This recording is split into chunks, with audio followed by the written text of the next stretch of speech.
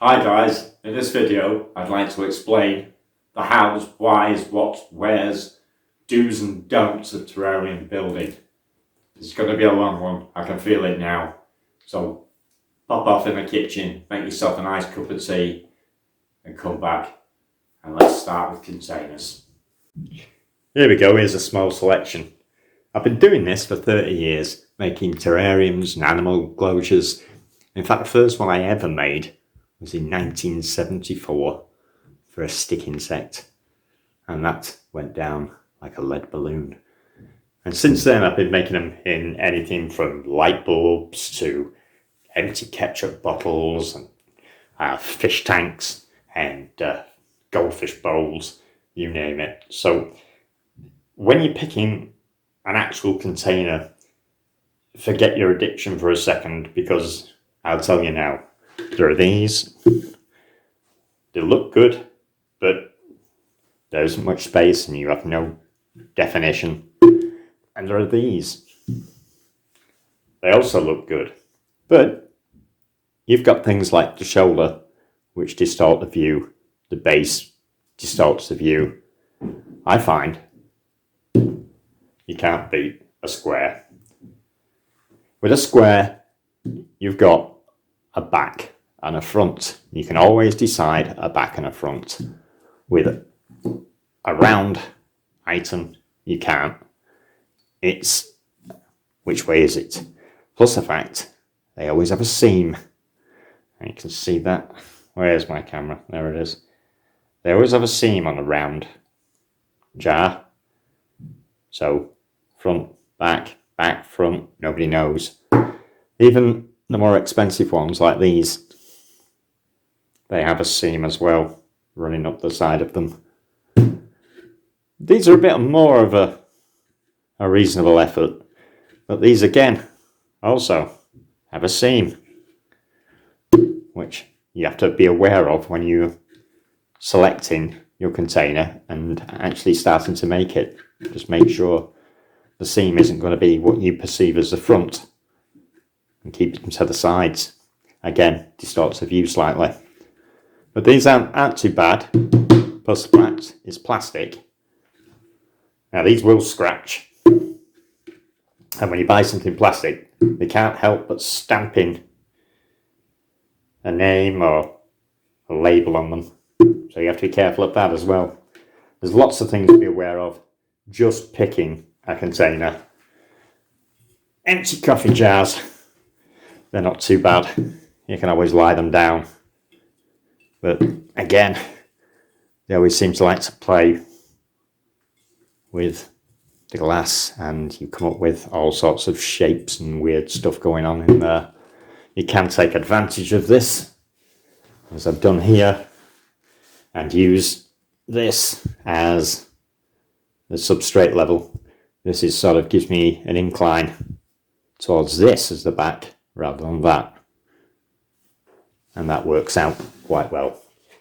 So when you're picking a container, be aware of a lot of the problems that you're going to get.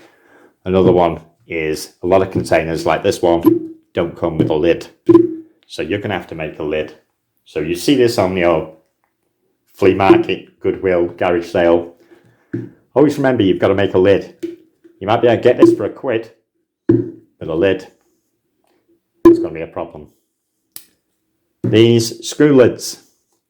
I find screw lids great because they don't really seal, which is something you don't want to do because all terrariums need to breathe a little. And these are ideal. These ones, getting the water level is very difficult because they do have a seal that's almost hermetic, and that can cause nasty problems with your plants. But that's about it for containers. Have a look at them, and let's move on to the reason we put in a drainage layer. I was going to film this outside, but it's decided to piss down, so evidently I'm not doing. Now, drainage layer. I'm using, it says 10mm, and some of these aren't 10mm at all, but I use 10mm gravel. This is really cheap. this you get from a builder's yard or a DIY store, anything like that. It's nothing. It's, I think, £3 for 20 kilos, which is almost free, really. And you can use anything. You can use crystals if you want, or anything other than the likes of perlite, for instance, which will eventually go away as it's wet. So I'm just going to stick some here. We might as well make a terrarium. I've got a nice little thing here while I'm at it, so I'm going to stick some of this in here. I'll make this terrarium as we go through it. I'm not going to make any specific fantastic thing. Right, but the reason we put the drainage layer in is because we want the water level, if there is one, lower than the stones around here.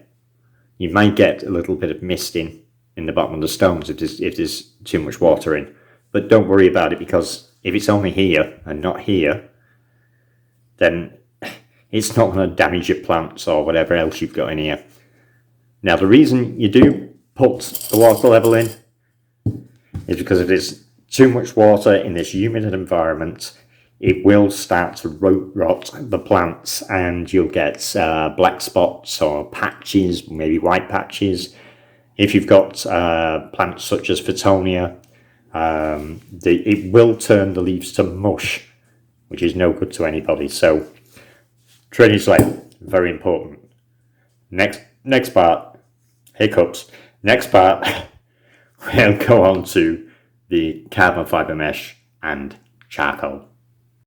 This is carbon fibre or fiberglass window screen mesh, and you can get it in great big sheets. I've only got a bit left, to be honest with you. It's like nothing, but this is another one that's quite cheap, but it's quite an important little thing.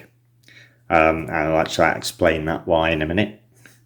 And what we want to do is, when you cut it out, you want to make it slightly bigger, like a finger width all the way around.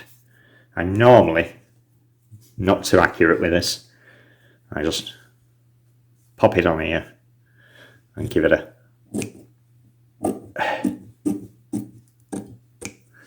and get that out of the way. Let's just make sure, get that finger width, that's a bit too big. I mean, you can be ridiculously accurate with this if you like. Now, what we got to do is pop that in here, and then I'll explain the reason for it in a second. I can never get this in here correctly. It's got to be pushed down. I don't want to use anything to do it, and you'll see why in a minute. And that should fit in there like a little basket. As you see, I probably cut that a bit too big, to be honest. Let's cut it a little smaller. Just make my life easier, really. But it should sit in here. Nearly swore then by accident. It should sit in here on top of these stones. Now, the reason. What we don't want in the bottom here, if we've got any kind of water level, is substrate mixing in the stones, coming down into the water. It will stagnate and start to smell terrible. But not only that, it will create fungus, mold and bacteria in the bottom.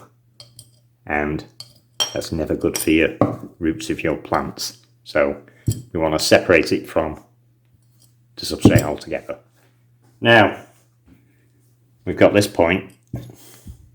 The next level is quite important. You can use activated carbon. Here I'm just going to use lump charcoal. This is natural lump charcoal. Now you must check this and make sure there's no additives to it, because sometimes they put lighting fuel, etc., in with this charcoal, and that will again kill your plants, kill your springtails and anything else you've got in there. So we start off with this, we wrap this in a rag, it's a banana, and we end up with this. And this is the stuff that's going on top of our carbon fibre layer. So I'm going to pop that in there. Not too much, don't need loads of it. Dab that down.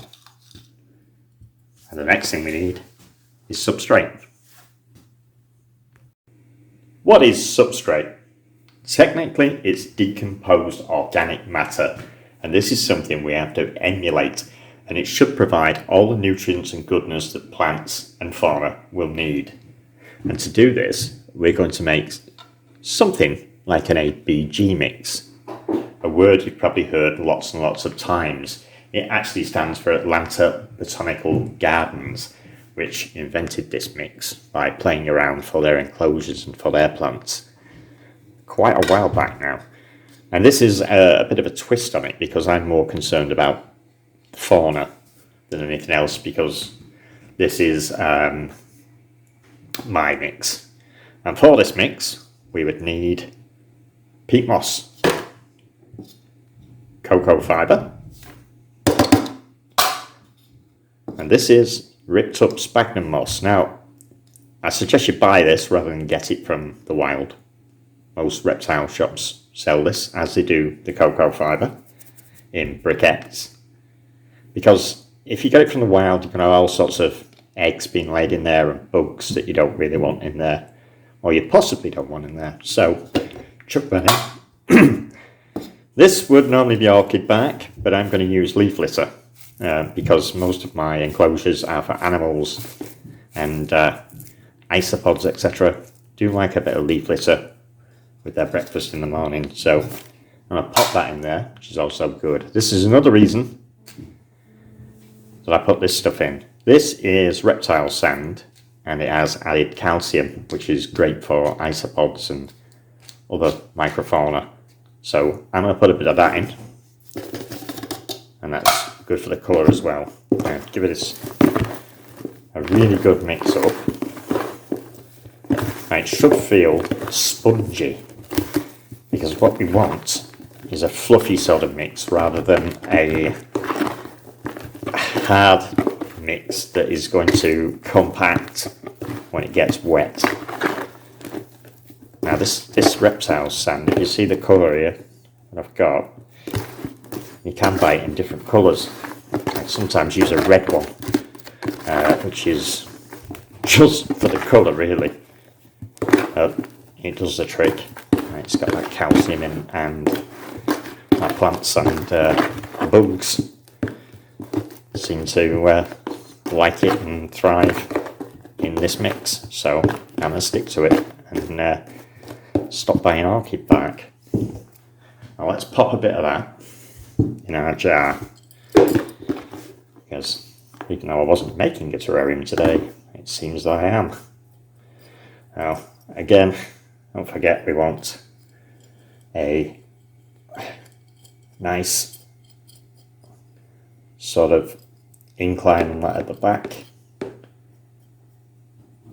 Yeah, higher at the back than they are at the front. Won't be putting plants in this. Just going to put moss in this and something. We've got an incline at the back there, as you see.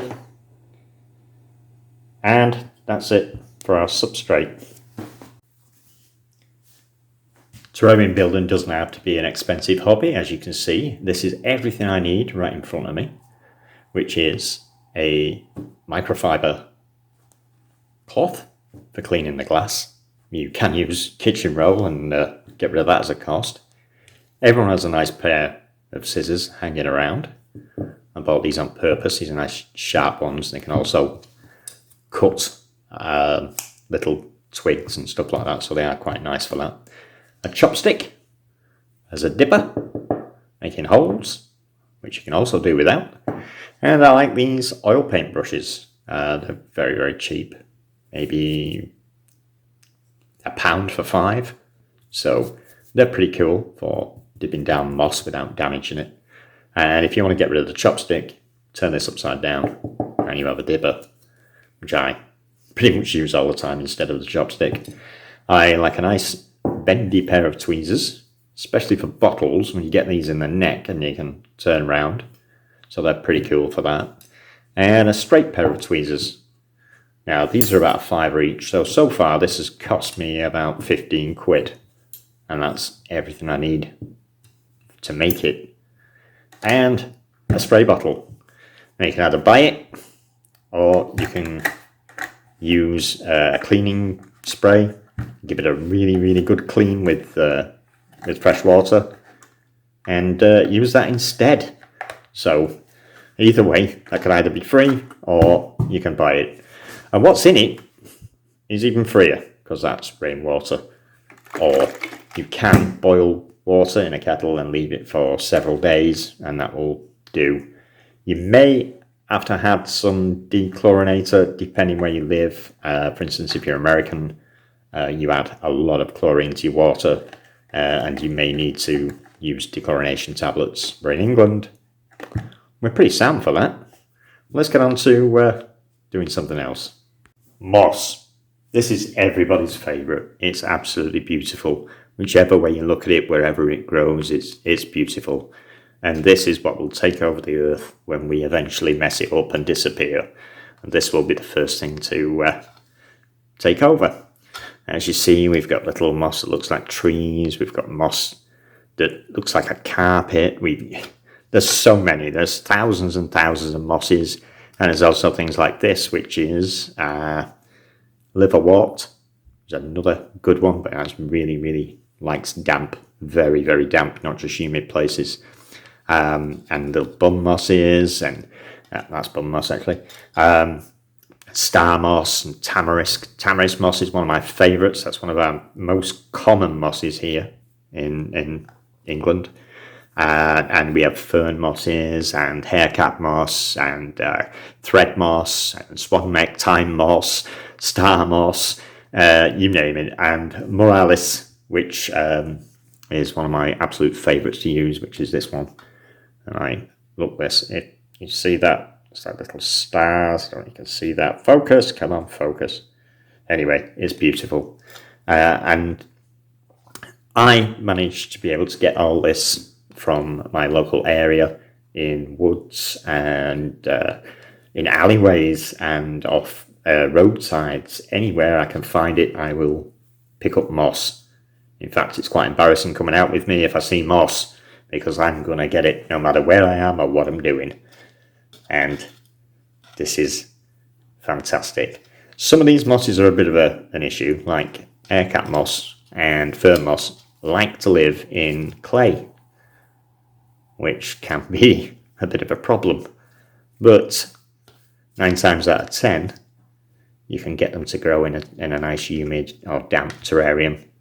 And it can be damp rather than if you're only having mosses, because we're not worried about these guys getting too wet.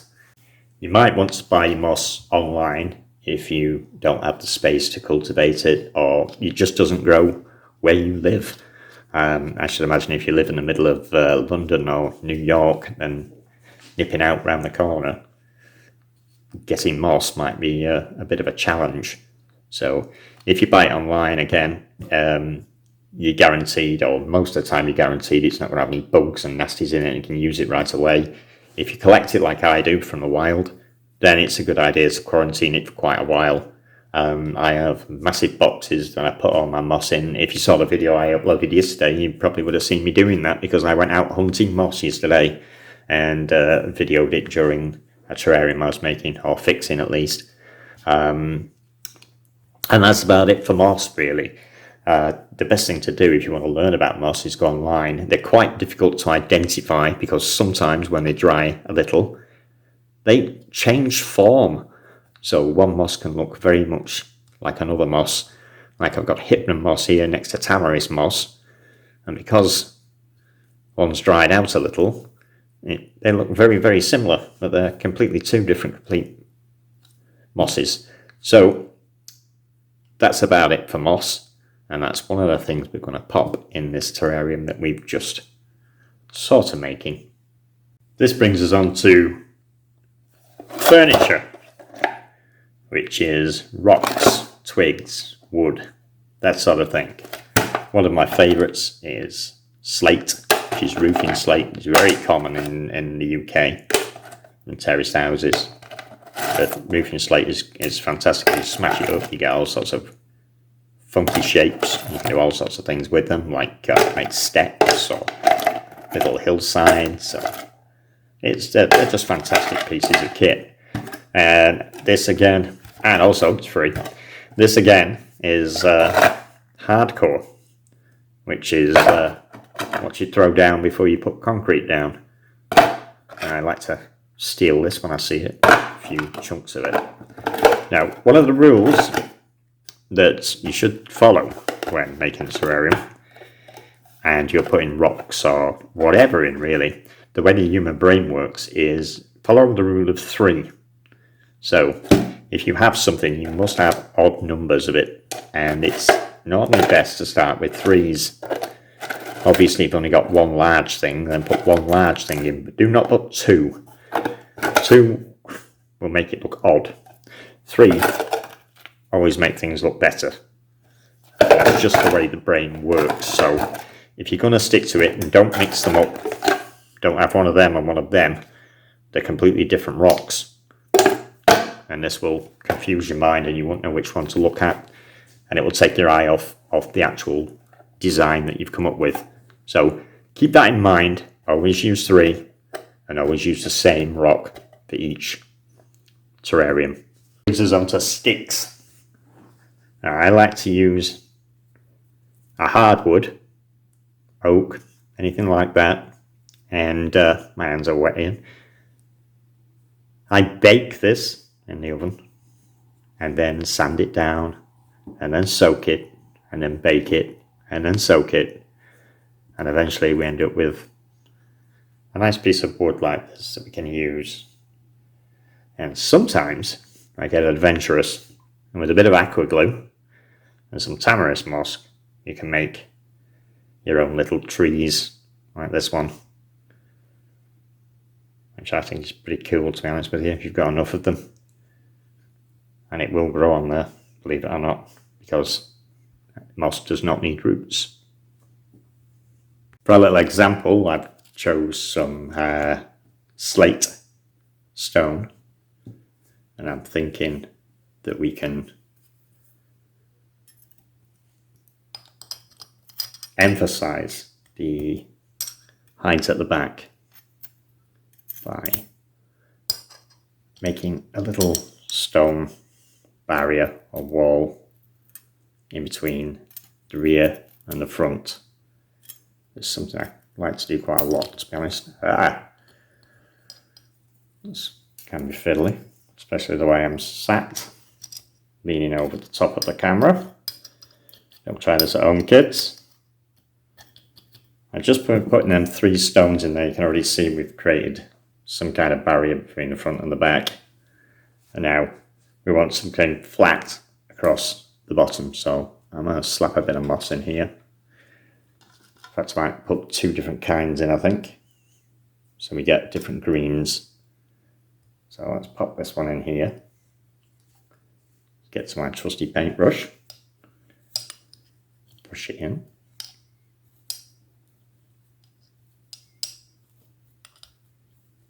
There we go. Is that okay? I can't see anything. Yeah. Not too bad. Let's go for a different, slightly different green.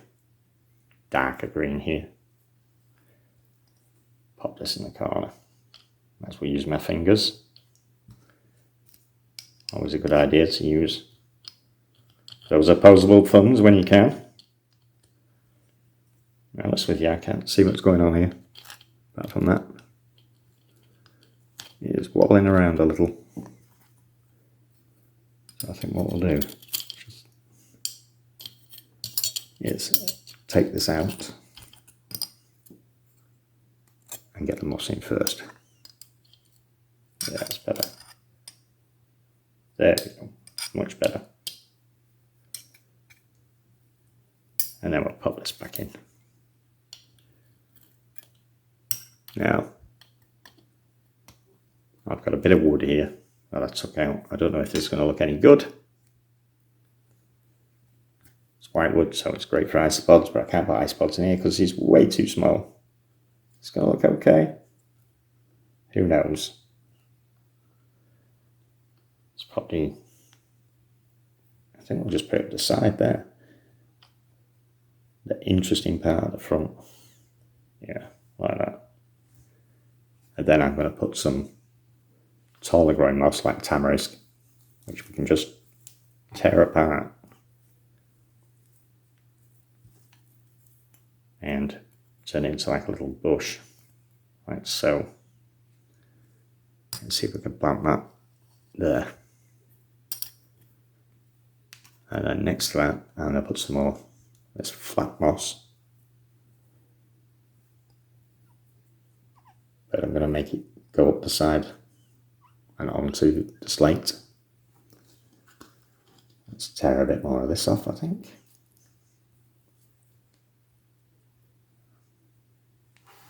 And we'll pop that there. As you see, lots of thought went into this, i.e. none. But at the end of the day, moss is so cool and awesome. Got these bits of wood, I think, in there. No, not that one. Not like that one. That one, yes. And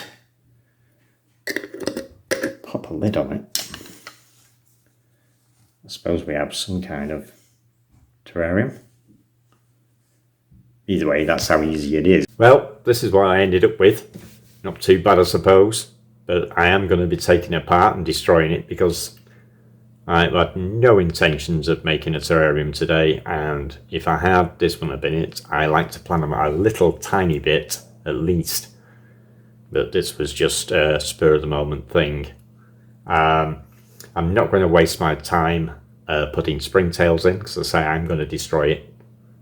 But normally I would do. So if you look up around about here, there will be a little link for springtails. Should tell you all about those if you don't know. And watch that video and you'll know all the reasons why you should have those. Next time I intend to include some other plants and maybe even cultivating them and maybe doing a couple of experiments. Maybe Fatonia, creeping fig, that sort of thing. But for now, that's just about it, I think. I hope you enjoyed it. I hope you know why you should at least add a drainage layer and a carbon layer, etc. And what's in the substrate. If you did, then please give it a subscribe. It's free to subscribe. You might as well do it. It doesn't cost you anything. And it helps me make videos. See you next time.